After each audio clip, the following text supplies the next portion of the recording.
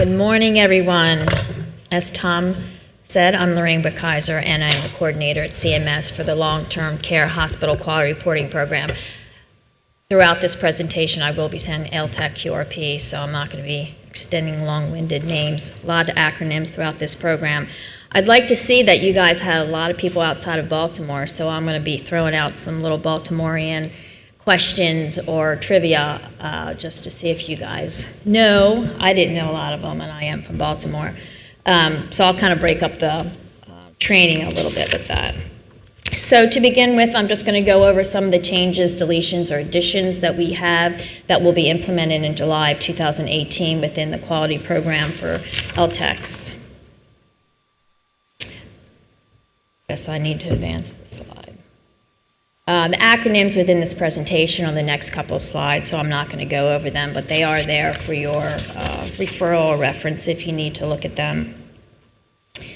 The objectives, hopefully, that you get from my presentation, that you'll understand a little bit of the background of the quality reporting program if you're new to it or if you haven't actually looked it up or heard about it, and then also to summarize the additions, deletions, and like I said, changes within the LTCH CARE Data Set implemented this July 1st of 2018.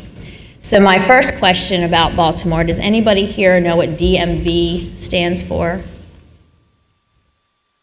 Not Department of Motor Vehicle Administration, if that's what you were thinking.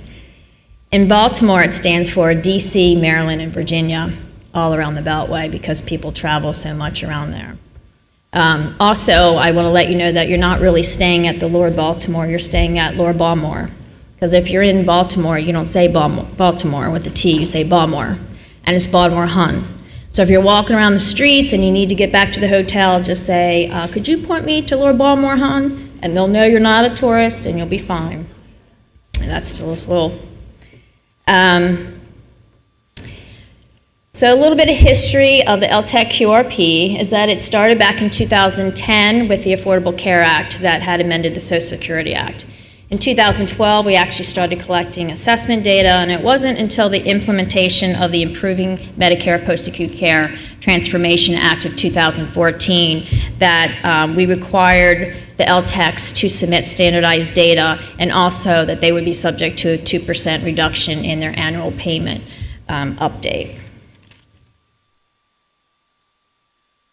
LTCHs collect their data through 3 different methods, and that would be through the assessment data, through CDC data, through the National Healthcare Safety Network, and then also through the fee-for-service Medicare claims. Before I get into the CMS Meaningful Measures, which is a new initiative within CMS this year, does anybody know what Jimmy stands for in Baltimore or Baltimore? Jimmy is the name of a male blue crab. You know that Maryland's known for their crabs. So if you say, I want a Jimmy, people know that you want a male blue crab. And I guess if I asked you if you knew what Sally meant, you probably could guess what that was. It's a female blue crab. Okay. So the Meaningful Measures is a CMS initiative.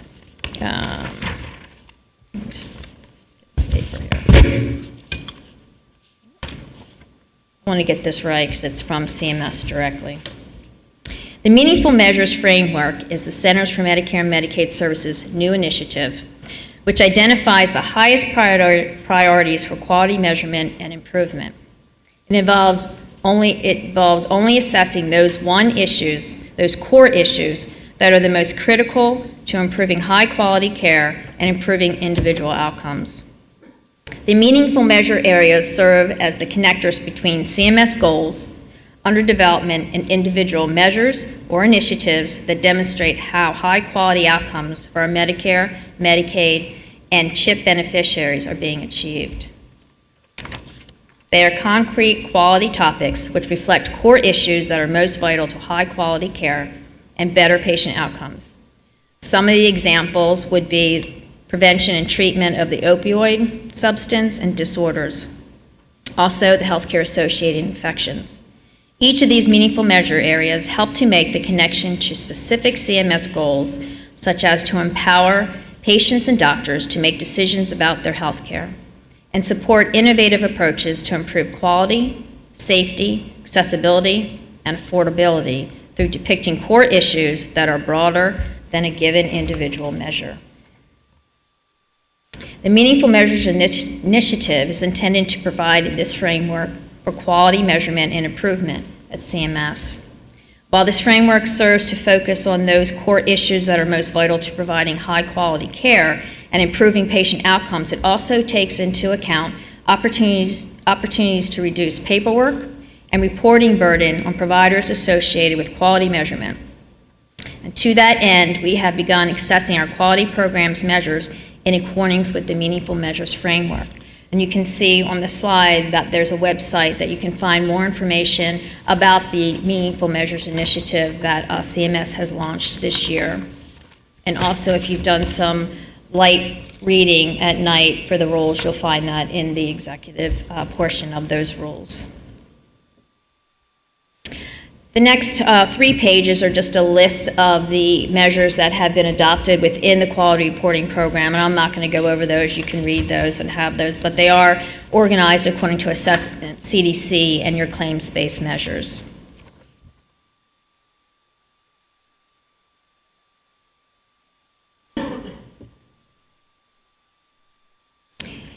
The training that we're going to go over today just focused on collecting accurate data. And CMS really wants to emphasize that we want to collect accurate data that you're assessing on your patients, and not worrying about what's intended or dashes that you can put in or what numbers you're coding, but to give us accurate, real data and real assessment that you're collecting on your patients. And then that's also reflected in the public reporting that's put out there for each of your hospitals or facilities. We use this data for calculation, for identifying inclusion, exclusions, and for risk adjustment. So it fares better for you to give us true, real assessment data. The following are webpage links that you can find that will show you the new LTCH CARE Data Set version 4.0 that will go live July 1st, 2018. Also along with that are also the change tables. So changes by section, we have the new section N, which is the drug regimen review section. All of these sections that I'm mentioning that have changes are going to go into more detail throughout the program. So I'm just going to give a brief overview, and you'll have more detail as the program and training goes on. Section A, B, G, G, I, M, and O will have either deleted additional items, excuse me, or change of a term or language. The last sections, obviously you can see, say unchanged, and there will be no changes there. So the first section is the administrative section. We have the program interruption items, 3 of those that were removed, A2500, 2510, and 2525. We are keeping the interrupted stays. So again, if a patient comes within the LTAC, leaves and comes back within those 3 days, there's not a new admission and discharge, it is just an interrupted stay. That does stay the same.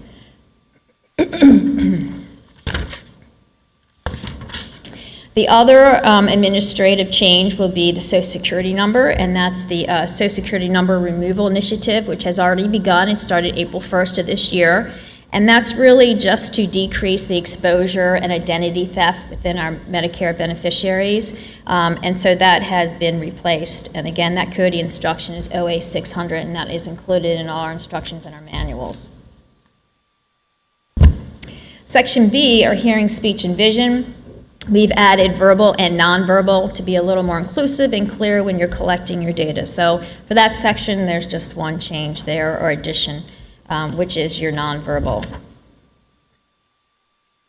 On to the GG and function data elements. We do have a new code 10, which we've added to your choices, and that is not attempted due to environmental limitations. We've added that so there'll be less dashing, and also it is applicable to some of the situations when you're assessing the function for some of your patients. The updated guidance for coding GG 130 and O 170. We've added 07, 09, 10, and 88. I'm just mentioning those because they're going to go into greater detail throughout the training. I'm not going to spend time going over these, but they are permissible codes within the GG items. We have also added a skip pattern for walk 10 feet. So on admission, if you put in those codes, 7, 9, 10, or 88, it will skip to GG 017 OQ1. We also removed some of the gateway questions for walking. Does the patient walk on the admission and also on the planned discharge? And again, this will all be covered in more detail in the GG section of the training. Also in GG, we've added, we clarified some of the language. So on 4, we have definition of the code 04. With the supervision and touching assistant, we've added contact guard. We've also added a definition for code 9. And again, you'll see all that in section GG. Quickly for section I on the active diagnosis, just a list of all the added items that we have put in there. Again, to be more claritative in what you can code for your patients, not just all lumped together, but you can code out exactly which is pertinent for your patient. For section I in the metastatic cancer and severe cancer, we've just broken them out to 2 separate item sets, item set data set items as opposed to just having them one. So again, a little more clarity for your patients.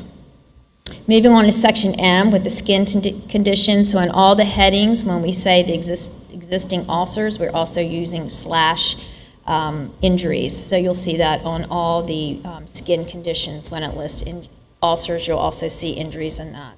And that's applicable, as you can see here, to all the MO210, MO300s, all the way through. We've also removing the term suspected deep tissue injury and evolution, and that will be replaced with deep tissue injury language. And that's in your 300, MO300G and MO300G1.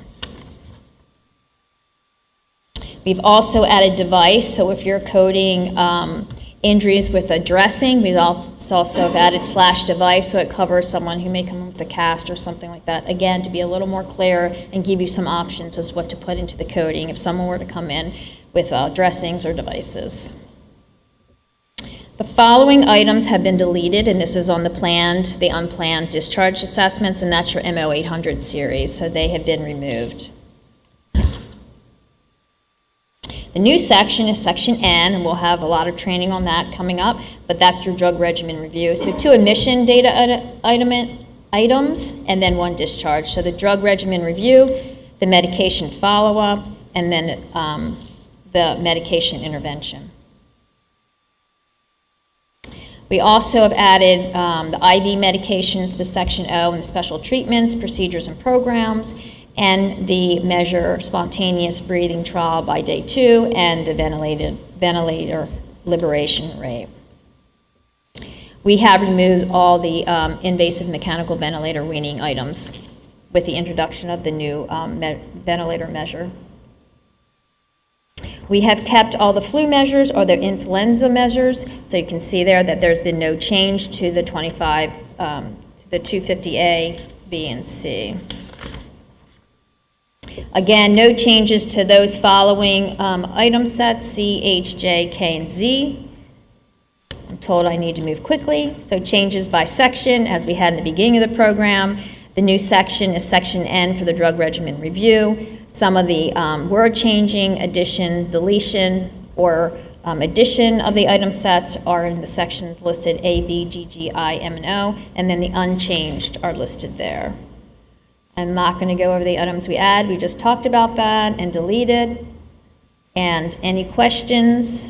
I am going to ask 3 more quick questions. Does anybody know what TERP stands for in Maryland? The TERPs? So it stands for the Terrapins, which is the Maryland football, basketball, mostly known for, and their lacrosse teams. It's the mascot for the Maryland University. And how about the O's? Orioles. You guys know that. Okay, that's it for me. I'm told I need to get off stage and move on, but if there's any questions, you can submit them, unless you have a quick one now, but I think we're going to introduce the next speaker. Thank you so much. I hope you enjoyed the training and also your time in Baltimore.